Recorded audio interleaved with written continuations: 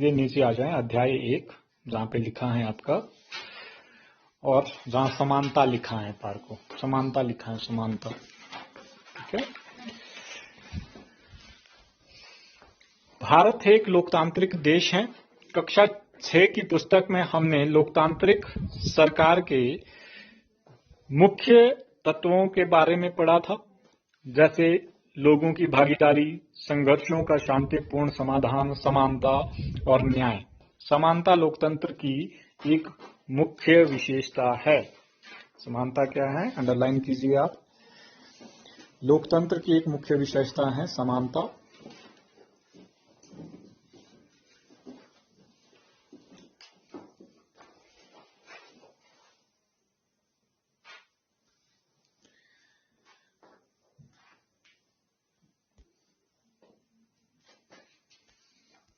समानता लोकतंत्र की एक मुख्य विशेषता है और इसकी कार्य प्रणाली के सभी पहलुओं को प्रभावित करती है। इस अध्याय में आप समानता के बारे में और अधिक जानेंगे।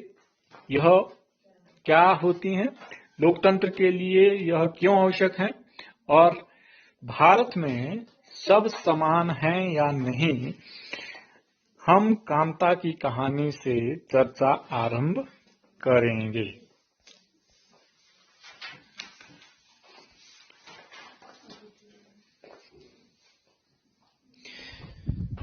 मताधिकार की समानता। कहानी का प्रारंभ कांता के वोट देने की लाइन में खड़े होने से होता है।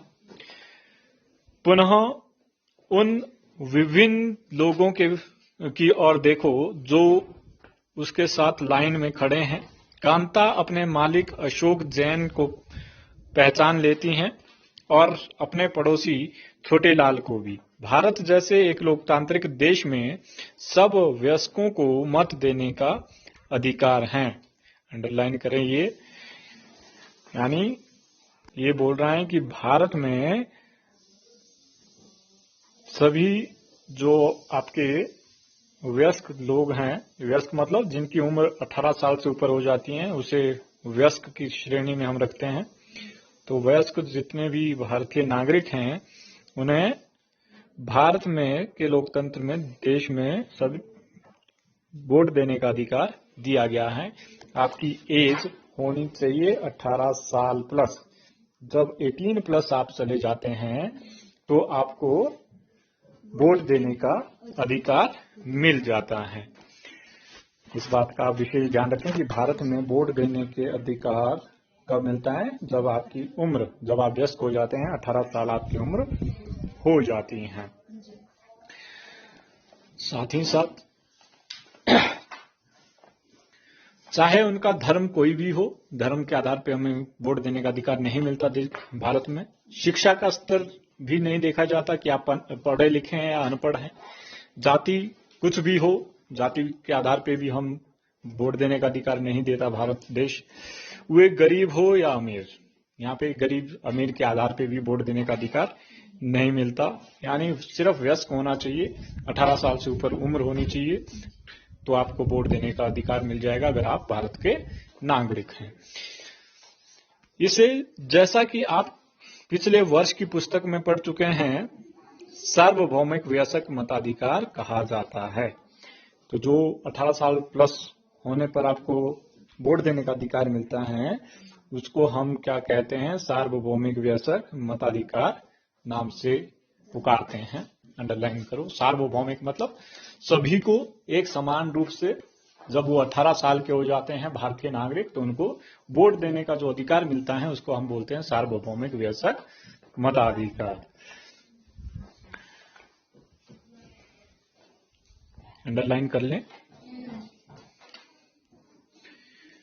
और यह सभी लोगों का आवश्यक पहलू है। सार्वभौमिक वयस्क मताधिकार का विचार समानता के विचार पर आधारित है, क्योंकि यह घोषित करता है कि देश का हर वयस्क, स्त्री पुरुष, चाहे उसका आर्थिक स्तर या जाति कुछ भी क्यों ना हो, एक वोट का हकदार है। कांता वोट देने के लिए बहुत उत्सुक हैं और यह देखकर बहुत खुश है कि वह अन्य सबके बराबर हैं, क्योंकि उन सबके पास भी एक ही वोट है।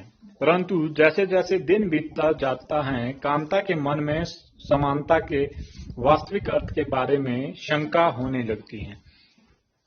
वह क्या बात है जिसने कांता के मन में शंका पैदा कर दी? आओ उसके जीवन की दिनचर्या देखें।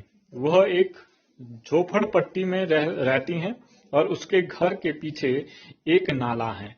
उसकी बेटी बीमार है, परंतु वह अपने काम से एक दिन की भी छुट्टी नहीं ले सकती, क्योंकि उसे अपने मालिक से बच्ची को डॉक्टर के पास ले जाने के लिए पैसा उधार लेने हैं। घरेलू काम की नौकरी उसे थका देती है और अंततः उसके दिन की समाप्ति फिर लंबी लाइन में खड़े होकर होती है। सरकारी अस्पताल के सामने लगी यह लाइन उस लाइन से भिन्न है जिसमें वह सुबह लगी थी, क्योंकि इस लाइन में खड़े अधिकांश लोग गरीब हैं। आपके विचार से समानता के बारे में शंका करने के लिए कांता के पास क्या पर्याप्त कारण है? उपरोक्त कहानी के आधार पर उसके ऐसा सोचने के 3 कारण बताइए। तो आप इसके बारे में पता करके आए, कल इसके बारे में डिस्कस करेंगे।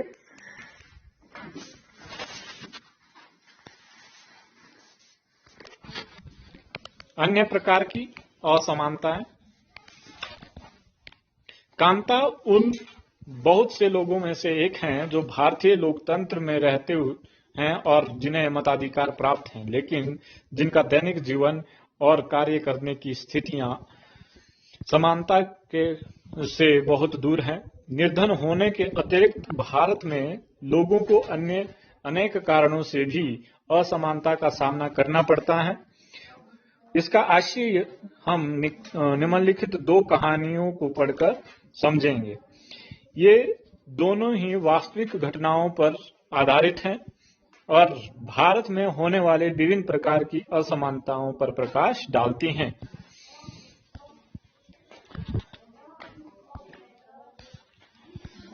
भारत में सामान्य प्रचलित असमानताओं में से एक है जातिगत व्यवस्था। अंडरलाइन कीजिए।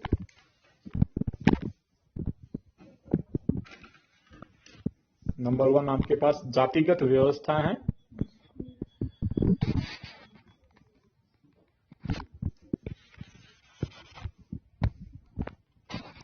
यदि आप ग्रामीण स्तर में रहते हैं तो जातिगत पहचान का अनुभव शायद बहुत छोटी आयु में ही हो जाता है।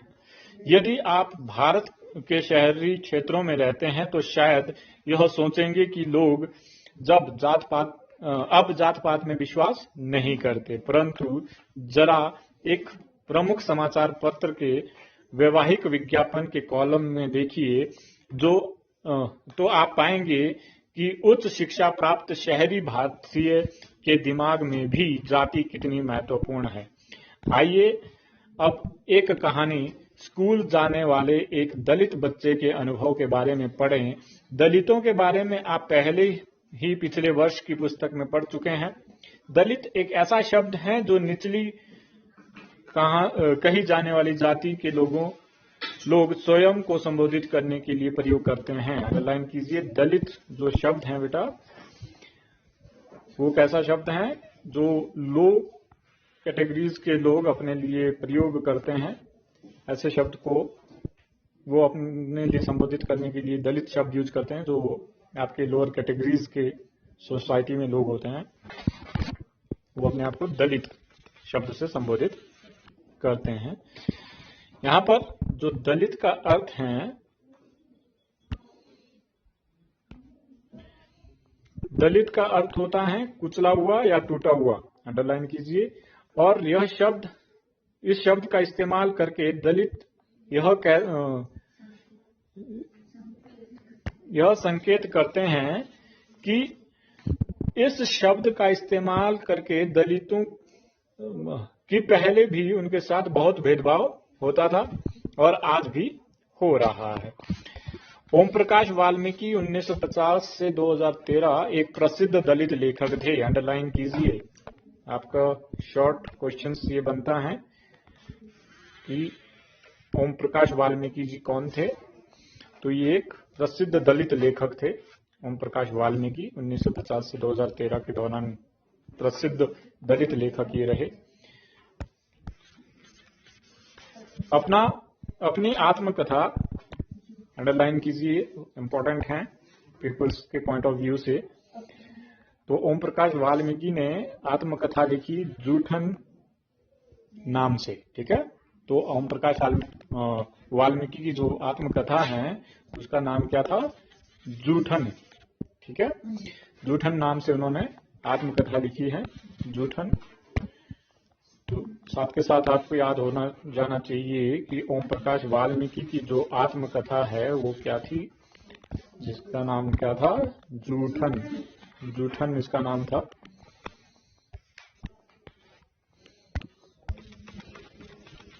दलित लेखक ओम प्रकाश वाल्मीकि की आत्मकथा थी। स्कूल में दूसरों से दूर बैठना पड़ता था, वह भी जमीन पर।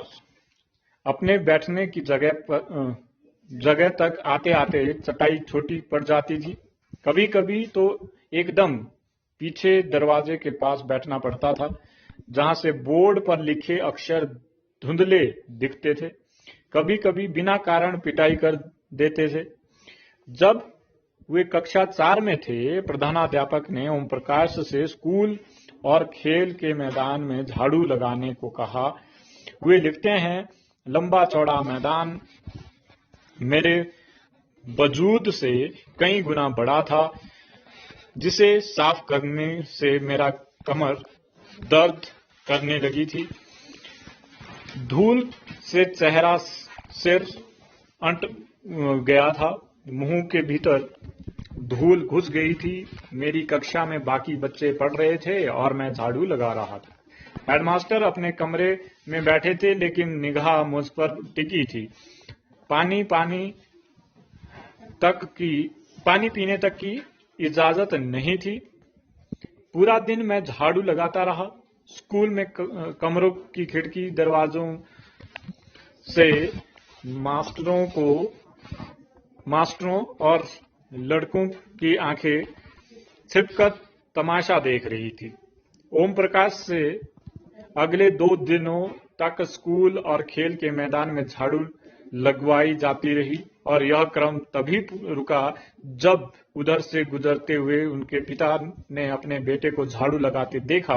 उन्होंने शिक्षकों को साहसपूर्वक सामना किया और ओम प्रकाश का हाथ पकड़कर स्कूल से बाहर जाते हुए ऊंचे स्वर में सबको सुनाते हुए कहा, मास्टर हो इसलिए जा रहा हूं, पर इतना याद रखिए मास्टर तो यहीं पढ़ेंगे, मास्टर यहीं पढ़ेगा इसी मदरसे में, और यो ही नहीं इसके बाद और भी आवेंगे पढ़ने को। दूसरी कहानी एक ऐसी घटना पर आधारित है जो भारत के एक बड़े शहर में घटी और देश के अधिकांश भागों में ऐसा होना एक सामान्य बात है। यह कहानी श्री और श्रीमती अंसारी की है, जो शहर में किराए पर एक मकान लेना चाहते थे। वे पैसे वाले थे, इसलिए किराए की कोई समस्या नहीं थी। वे मकान ढूंढने में मदद लेने एक प्रॉपर्टी डीलर के पास गए। डीलर ने उन्हें बताया कि वो एक खाली मकान के बारे में जानता है जो किराए पर मिल सकता है। वे पहला मकान देखने गए। अंसारी दंपति का मकान बहुत अच्छा लगा और उन्होंने मकान लेने का निर्णय कर लिया। फिर जब मकान मालकिन ने उनके नाम सुने तो वे बहाने बनाने लगी कि वो मांसाहारी लोगों को मकान नहीं दे सकती, क्योंकि उस बिल्डिंग में कोई भी मांसाहारी व्यक्ति निवास नहीं करता। प्रॉपर्टी डीलर और अंसारी दंपति दोनों ही यह सुनकर आश्चर्यचकित रह गए, क्योंकि पड़ोस में मछली पकाने की गंध आ रही थी। उनके सामने उन दूसरे और तीसरे मकानों में भी जो उन्हें पसंद आए थे। यही बहाना दोहराया गया। अंत में प्रॉपर्टी डीलर ने सुझाव दिया कि क्या वे अपना नाम बदलकर श्री और श्रीमती कुमार रखना चाहेंगे। अंसारी दंपति ऐसा करने की इच्छुक नहीं थे, इसलिए उन्होंने कुछ और मकान देखने का निश्चय किया। अंत में लगभग 1 महीने ढूंढने के बाद उन्हें एक मकान मालकिन मिली जो उन्हें किराए पर मकान देने को तैयार थी।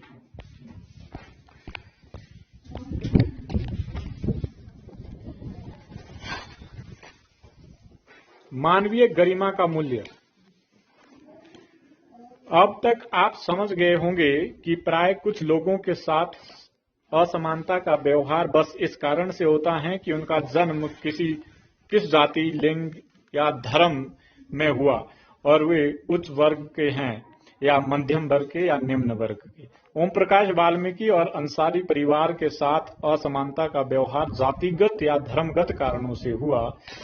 जब लोगों के साथ असमानता का व्यवहार होता है तो उनके सम्मान को ठेस पहुंचती है।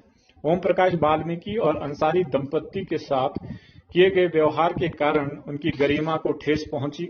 ओम प्रकाश वाल्मीकि को उनकी जाति के कारण स्कूल में झाड़ू लगवाकर शिक्षकों और छात्रों ने उनके सम्मान को बुरी तरह आहत किया और उन्हें यह महसूस कराया कि वे विद्यालय के अन्य छात्रों के समान नहीं हैं, उनसे कमतर हैं।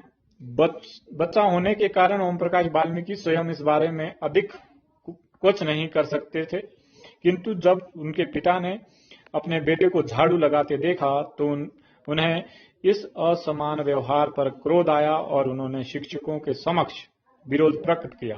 जब लोगों ने अंसारी दंपति को अपना मकान किराए पर देने से इनकार कर दिया, तब उनके सम्मान को भी चोट पहुंची। फिर जब प्रॉपर्टी डीलर ने उन्हें नाम बदलने का सुझाव दिया, तब उनके आत्मसम्मान ने उन्हें ऐसा करने से रोक दिया और उन्होंने उस सुझाव को ठुकरा दिया। ओम प्रकाश और अंसारी दंपति के साथ ऐसा व्यवहार नहीं होना चाहिए था। वे उसी सम्मान और उसी गरिमा के हकदार थे जो अन्य किसी व्यक्ति को मिलती हैं। भारतीय लोकतंत्र में समानता। भारतीय संविधान सब व्यक्तियों को समान मानता है। अंडरलाइन कीजिए। आपको पता होना चाहिए कि हमारा जो देश का संविधान है वो किसी भी जाति, लिंग, धर्म, रंग के आधार पर भेदभाव नहीं करता अपने देश के नागरिकों के साथ। वो सभी को एक समान मानता है, चाहे वो किसी भी जाति का है, चाहे किसी भी वर्ग का है, किसी भी लिंग का है, किसी भी रंग का है, किसी भी धर्म का व्यक्ति है, गोरा है, चिट्टा है, सांवले कलर का है, स्त्री है, पुरुष है, सभी एक समान है। निम्न जाति से हैं चाहे उच्च जाति से हैं, सब एक समान है हमारे देश में। इसका अर्थ है कि देश के व्यक्ति चाहे वे पुरुष हैं हो या स्त्री, किसी भी जाति या धर्म, शैक्षिक या आर्थिक पृष्ठभूमि से संबंध रखते हैं, वे सब समान माने जाएंगे। लेकिन इसके बाद भी हम यह नहीं कह सकते कि असमानता खत्म हो गई है। यह खत्म नहीं हुई है, लेकिन फिर भी कम से कम भारतीय संविधान में सब व्यक्तियों की समानता के सिद्धांत को मान्य सब व्यक्तियों की समानता के सिद्धांत को मान्य किया गया है। जहां पहले भेदभाव और दुर्व्यवहार से लोगों की रक्षा करने के लिए कोई कानून नहीं था, अब अनेक कानून लोगों के सम्मान तथा उनके साथ समानता के व्यवहार को सुनिश्चित करने के लिए हमारे संविधान में मौजूद हैं। समानता को स्थापित करने के लिए संविधान में जो प्रावधान है उनमें से कुछ निम्नलिखित हैं। अंडरलाइन कीजिए। बड़े इंपॉर्टेंट पॉइंट्स ये हैं जो मैं अब आपको बताने जा रहा हूं।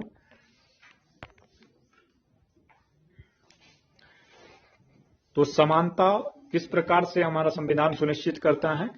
पहला, प्रथम, कानून की दृष्टि में हर व्यक्ति समान है, यानी कोई भी व्यक्ति अगर कोई जुर्म करता है तो उसे एक समान सजा मिलेगी, चाहे वो किसी भी लिंग का है, किसी भी जाति का है, किसी भी धर्म से संबंधित है। यानी कानून की दृष्टि में सब व्यक्ति समान है। पहला पॉइंट ये है आपका। इसका तात्पर्य यह है कि हर व्यक्ति को देश के राष्ट्रपति से लेकर कांता जैसी घरेलू काम की नौकरी करने वाली महिला तक, यानी चाहे वो देश के सर्वोच्च पद पे हैं, चाहे वो निम्न पद पर हैं देश के, चाहे वो आम आदमी है देश का, सभी को कानून का पालन करना होता है। दूसरा कारण आपके पास जो दिया गया है,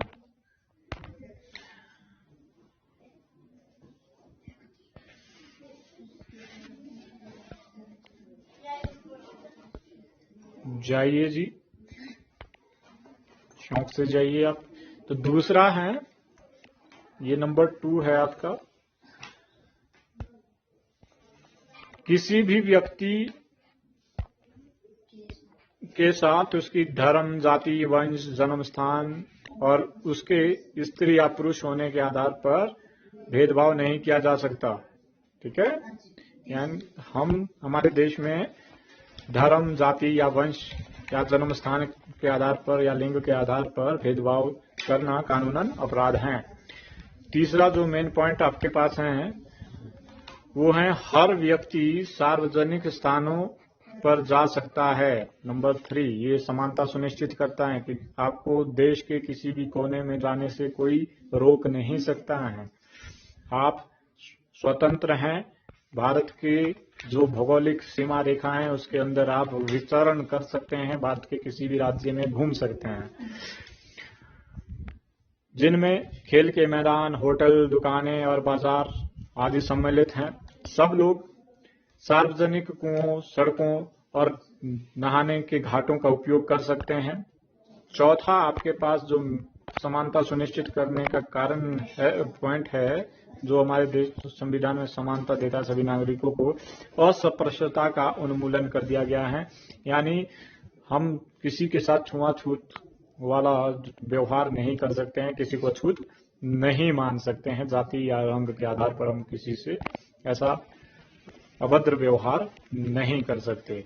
सभी एक समान हैं, कोई जाति के आधार पर, लिंग के आधार पर निम्न नहीं है।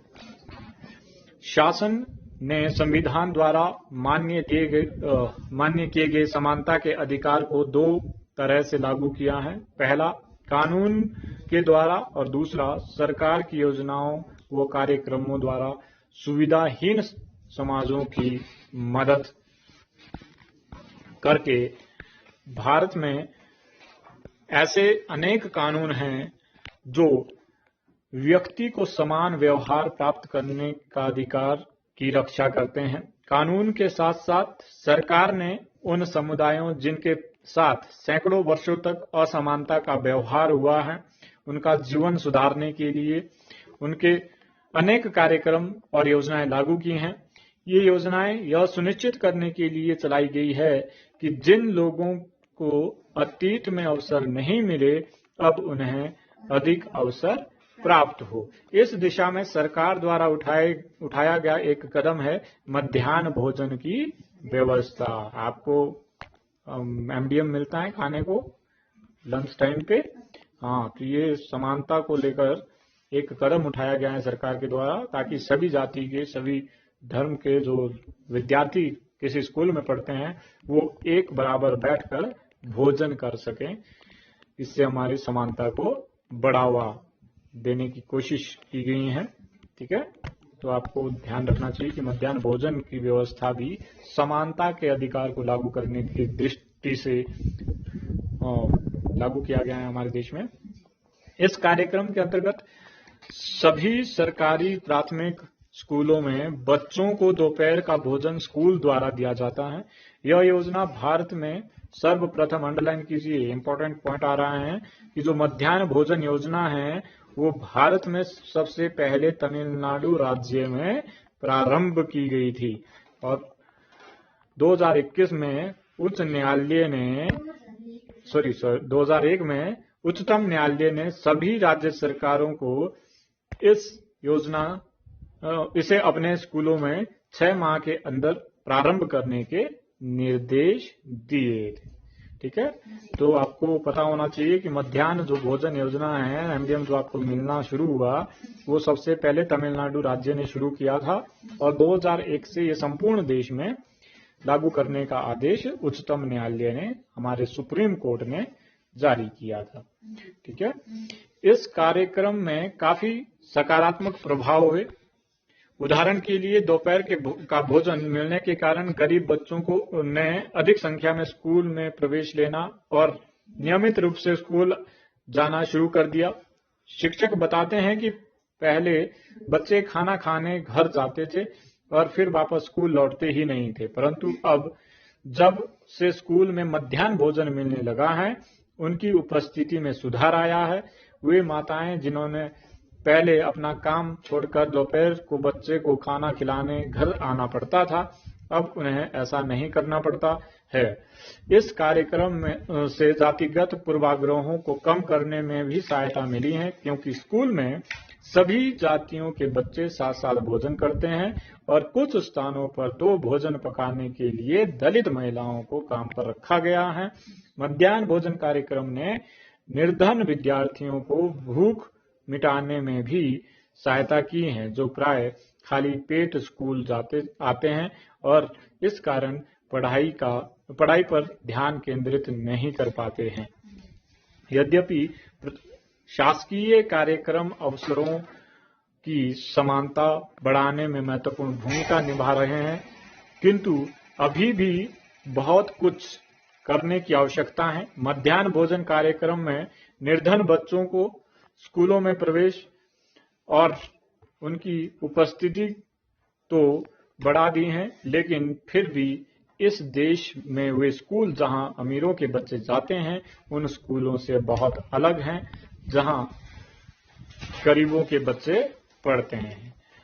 आज भी देश में कई स्कूल हैं जिनमें ओम प्रकाश वाल्मीकि जैसे दलित बच्चों के साथ भेदभाव और असमानता का व्यवहार किया जाता है। इन बच्चों को ऐसी असमान स्थितियों में ढकेला जाता है जहां उनके सम्मान की रक्षा नहीं हो पाती।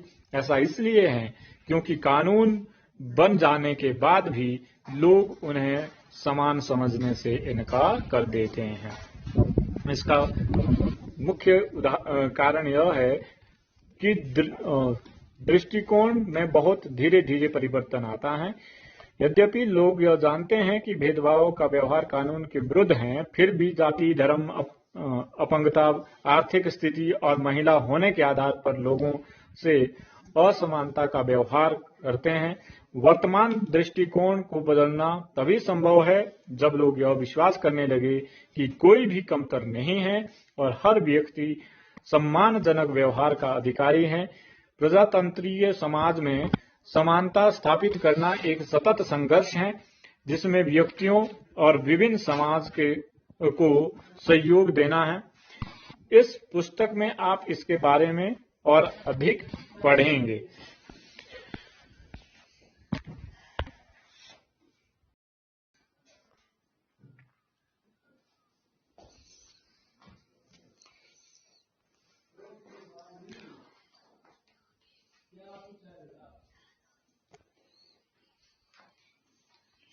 अन्य लोकतंत्रों में समानता के मुद्दे। शायद आप सोच रहे होंगे कि क्या भारतीय लोकतंत्र ही ऐसा है जहां असमानता का अस्तित्व है और जहां समानता के लिए संघर्ष जारी है। सच तो यह है कि संसार के अधिकांश लोकतंत्रीय देशों में समानता के मुद्दे पर विशेष रूप से संघर्ष हो रहा है।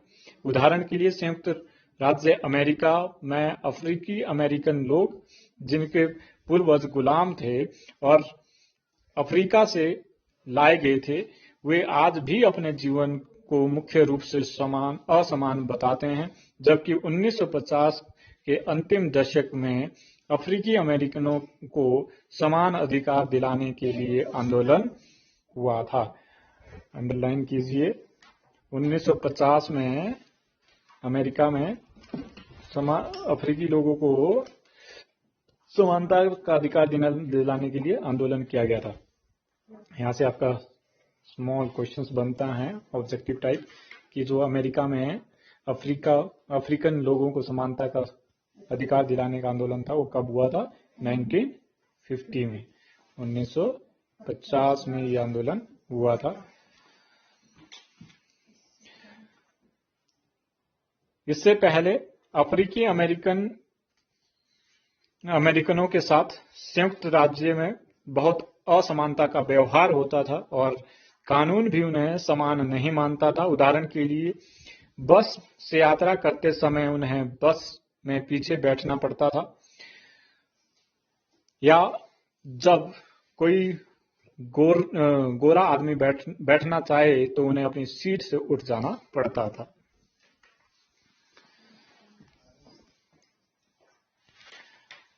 रोजा पार्क्स 1913-2005 एक अफ्रीकी अमेरिकन महिला थी। अंडरलाइन कीजिए, रोजा पार्क्स कौन थी? अफ्रीकी मूल की अमेरिकन महिला थी ये रोजा पार्क्स, ठीक है। अफ्रीकन थी लेकिन अमेरिका में रहती थी, मूल रूप से अफ्रीकन वो थी। 1 दिसंबर 1955 के दिन भर काम करके थक जाने के बाद बस में उन्होंने अपनी सीट एक गोरे व्यक्ति को देने से मना कर दिया। उस दिन उनके इनकार से अफ्रीकी अमेरिकनों के साथ असमानता को लेकर एक विशाल आंदोलन प्रारंभ हो गया। नागरिक अधिकार आंदोलन यानी सिविल राइट मूवमेंट के नाम से इस आंदोलन को जाना जाता है, ठीक है। तो नागरिक अधिकार आंदोलन अंडरलाइन करिए। सिविल राइट मूवमेंट्स जो है 1 दिसंबर 1955 से प्रारंभ हुआ था, ऊपर डेट दी गई है 1 दिसंबर 1955, यानी जो सिविल राइट मूवमेंट हुआ था अमेरिका में वो 1955 में हुआ था। 1955 में सिविल राइट मूवमेंट हुआ था अमेरिका में, वो भी 1 दिसंबर से, ठीक है। 1 दिसंबर 1955 से शुरू हुआ था ये सिविल राइट मूवमेंट।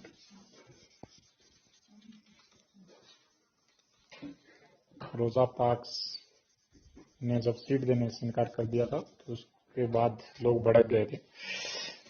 1964 में के नागरिक अधिकार अधिनियम ने नस्ल, अंडरलाइन कीजिए, इंपॉर्टेंट है, पेपर्स में कई बार पूछा जाता है। 1964 में नागरिक अधिकार अधिनियम 1964 में ये अधिनियम लाया गया था। 1964 में नागरिक अधिकार अधिनियम ने नस्ल, धर्म और राष्ट्रीय मूल के आधार पर भेदभाव का निषेध कर दिया था। ये जो नागरिक अधिकार अधिनियम आया था 1964, इसमें क्या था कि नस्ल, धर्म और राष्ट्रीय मूल के आधार पर किसी से भी कोई भेदभाव नहीं किया जा सकता, ये इसमें प्रावधान किया गया था। अंडरलाइन कीजिए इसको। 1964 का जो नागरिक अधिकार अधिनियम था उसमें क्या प्रावधान किया गया था कि जाति, धर्म और नस्ल के आधार पर आप राष्ट्रीय मूल के आधार पर भेदभाव नहीं कर सकते किसी भी नागरिक के साथ। इसने यह भी कहा कि अफ्रीकी अमेरिकन बच्चों के लिए सब स्कूलों के दरवाजे खोल दिए जाएंगे और उन्हें उन अलग स्कूलों में नहीं जाना पड़ेगा जो विशेष रूप से केवल उन्हीं के लिए खोले गए थे। इतना होने के बावजूद भी अधिकांश अफ्रीकी अमेरिकन गरीब हैं। अधिकतर अफ्रीकी अमेरिकन बच्चे केवल ऐसे सरकारी स्कूलों में प्रवेश लेने की ही समर्थ रहते हैं जहां कम सुविधाएं हैं और कम योग्यता वाले शिक्षक हैं, जबकि गोरे विद्यार्थी निजी स्कूलों में जाते हैं और उन क्षेत्रों में रहते हैं जहां के सरकारी स्कूलों का स्तर भी निजी स्कूलों जैसा ही ऊंचा है।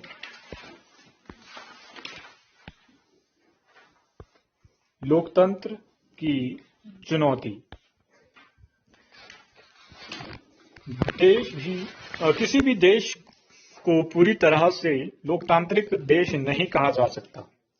हमेशा से ही ऐसे समुदाय और व्यक्ति होते हैं जो लोकतंत्र को नए अर्थ देते हैं और अधिक से अधिक समानता लाने के लिए नए नए सवाल उठाते हैं।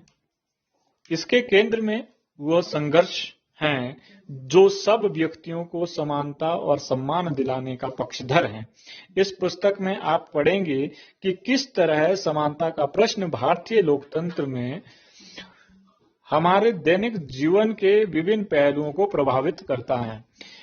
इन पाठों को पढ़ते हुए विचार कीजिए कि क्या सब व्यक्तियों की समानता और उसके आत्मसम्मान को ऊंचा रखने की भावना को लोग स्वीकार कर रहे हैं या नहीं कर रहे।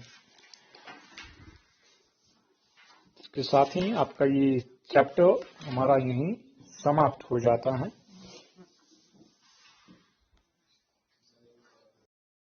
वीडियो अच्छी लगी हो तो इसे लाइक करें, साथ ही साथ मेरे चैनल को सब्सक्राइब करें और इसके साथ ही बेल आइकन को जरूर प्रेस करें ताकि आने वाली हर नई वीडियो की नोटिफिकेशंस आप तक पहुंच सकें।